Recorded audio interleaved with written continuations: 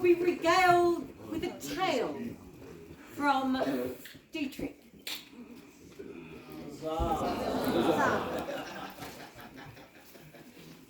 My lords, my ladies, and gentles, both good and bad. I bring you a tale that has travelled from the far-off New World by ship and mouth to reach our glorious shores. It begins with a small village. Doesn't have one. It's too small. And as it is so small, it has only a small military. One warrior is all they needed. And so the chieftain comes down and he comes to our warrior and says, I need you to travel off to the next village. Many, many miles away. And I need you to beat them all up and bring back as many slaves as you can.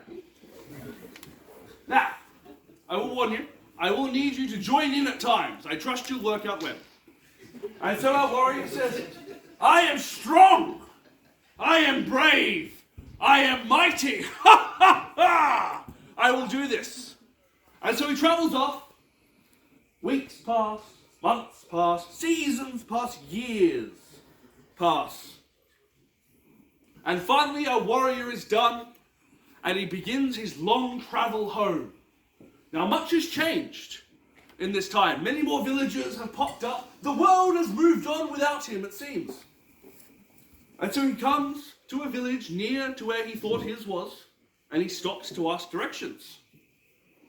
And a lovely stranger tells him, yes, your village is still there. It is just beyond the next hill. But do not go through the forest. Nobody goes through the forest. Take the long way. Go around, take the scenic route. I'm sure you have time. And of course, our protagonist says, I am strong. I am brave. I am mighty. No forest will stop me from getting home. And so he packs his things and he heads to the forest. The sun is coming down. And as he starts to walk into the trees, 3 spirits watch him walking, and they speak amongst each other where he cannot hear, and they say, it has been quite a time since we have had a visitor. What shall we do? And so they talk, and they discuss, and they lament not having visitors, and they come to an agreement that each shall attempt to scare him out of the woods, and the one that succeeds will be our victor. And so once they have this agreement, the first says, you are all fools. I will have this done with no time at all. You see, man fears nothing but nature. And so he turns himself into a pack of hyenas, and he comes running out of the trees, barking and yapping and snarling. And of course, our young hero, far from home, says, I am strong. I am brave. I am mighty! And he grabs each of the hyenas and he throws them into the forest. And he packs up his things and he continues on his way. Now, the second spirit says to the others, I have this in the bag. For man fears naught but another man. And so he changes his shape to be that of a brigand. And he steps out of the trees, and he draws his sword and points it at our hero. And says, give me everything you have, or I will take your head. And of course, our hero says, I am strong, I am brave, I am mighty. And he takes the brigand's sword, and he stabs it through the brigand, and he picks him up and throws him into the woods. And he packs up his things, very gently, and he continues on his way.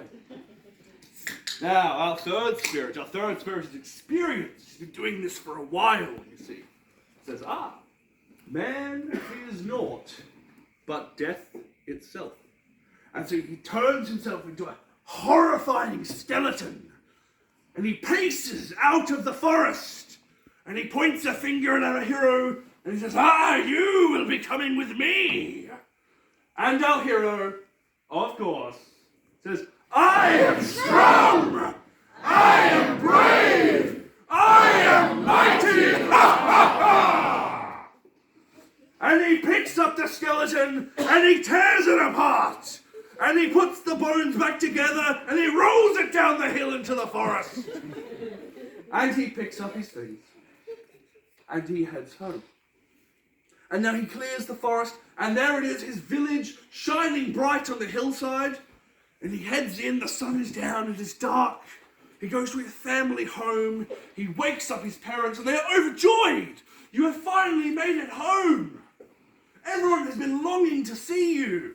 And so everyone wakes up, and they have a feast and a party. There is fire, there are games, there are songs, there are stories, there is food. And as things are starting to tone down, one of his cousins, who he has not seen since she was yay tall, comes along and says, oh, cousin, how could you do it? How could you go off and do all of these amazing stories you've told? He says, I am strong, I am brave, I am mighty, ha ha ha! And as he finishes this, she says, oh, cousin, you have a little spider on your neck. He goes, oh, get off me! Thank you.